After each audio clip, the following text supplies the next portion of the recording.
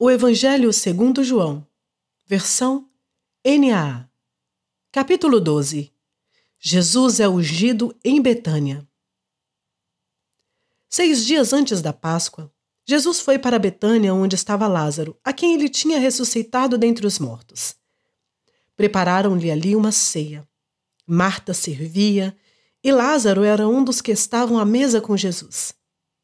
Então Maria, pegando um frasco de perfume de nardo puro, muito precioso, ungiu os pés de Jesus e os enxugou com seus cabelos. E toda a casa se encheu com o cheiro do perfume. Mas Judas Iscariotes, um dos seus discípulos, aquele que estava para trair Jesus, disse: "Por que este perfume não foi vendido por 300 denários e o valor não foi dado aos pobres?"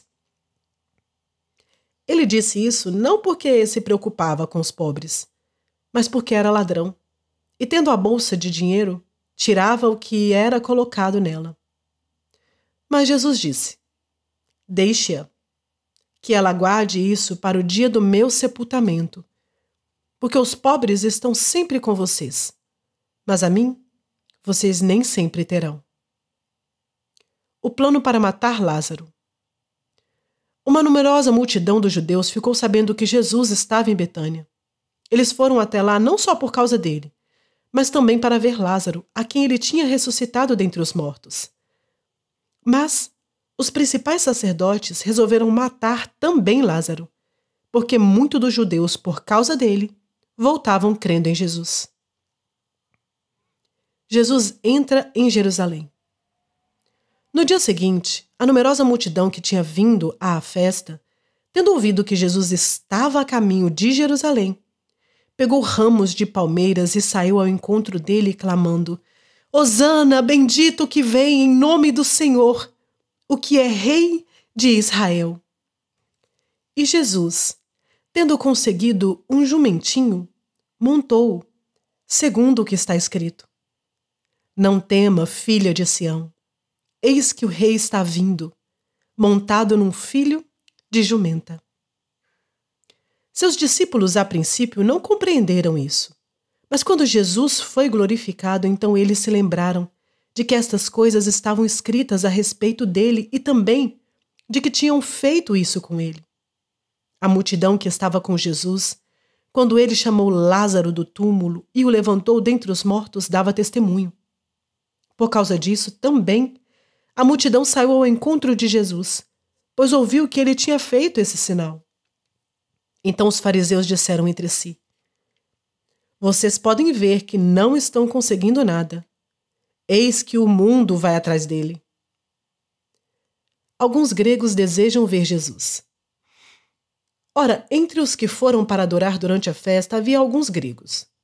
Estes se dirigiram a Filipe, que era de Betânia da Galileia, e lhe pediram: "Senhor, queremos ver Jesus."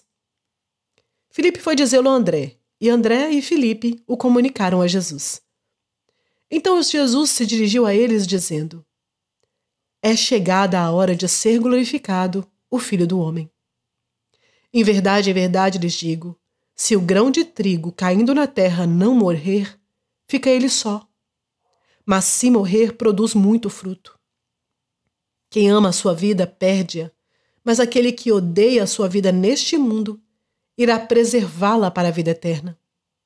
Se alguém me serve, siga-me, e onde eu estou, ali estará também o meu servo.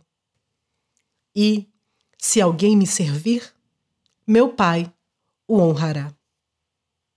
Jesus fala da sua morte. "Agora minha alma está angustiada. E o que direi? Pai, salva-me dessa hora? Não, pois foi precisamente com este propósito que eu vim para esta hora. Pai, glorifico o teu nome."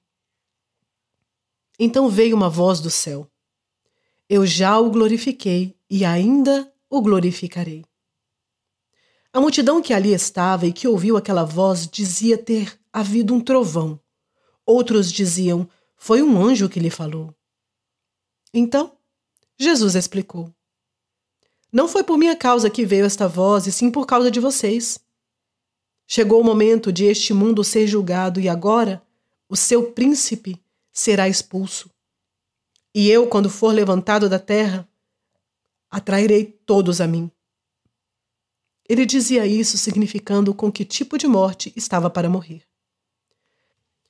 A multidão disse: Nós ouvimos da lei que o Cristo permanece para sempre. Como então você diz que é necessário que o Filho do Homem seja levantado? Quem é esse Filho do Homem?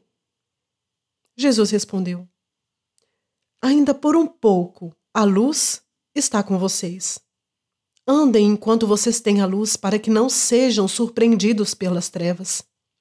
E quem anda nas trevas não sabe para onde vai. Enquanto vocês têm a luz, creiam na luz, para que se tornem filhos da luz. A incredulidade dos judeus. Depois de dizer isso, Jesus foi embora e ocultou-se deles. E embora tivesse feito tantos sinais na presença deles, não creram nele. Para se cumprir a palavra do profeta Isaías, que diz: Senhor, quem creu em nossa pregação? E a quem foi revelado o braço do Senhor? Por isso não podiam crer, porque Isaías disse ainda: Cegou os olhos deles e endureceu-lhes o coração, para que não vejam com os olhos, não entendam com o coração, e se convertam, e sejam por mim curados. Isaías disse isso porque viu a glória dele e falou a respeito dele. No entanto, muito dentre as próprias autoridades creram em Jesus, mas por causa dos fariseus não o confessavam, para não serem expulsos da sinagoga, porque amaram mais a glória dos homens do que a glória de Deus. O resumo do ensino de Jesus. E Jesus clamou dizendo: Quem crê em mim, crê não em mim, mas naquele que me enviou. E quem vê a mim, vê aquele que me enviou. Eu vim como luz para o mundo, a fim de que todo aquele que crê em mim não permaneça nas trevas. Se alguém ouvir as minhas palavras e não as guardar, eu não o julgo, porque eu não vim para julgar o mundo, e sim para salvá-lo. Quem me rejeita e não recebe as minhas palavras, tem quem o julgue. A própria palavra que falei, essa o julgará no último dia. Porque eu não falei por mim mesmo, mas o Pai que me enviou, esse me ordenou o que dizer e o que anunciar. E sei que o seu mandamento é a vida eterna. Portanto, as coisas que eu digo exatamente assim como o Pai me falou.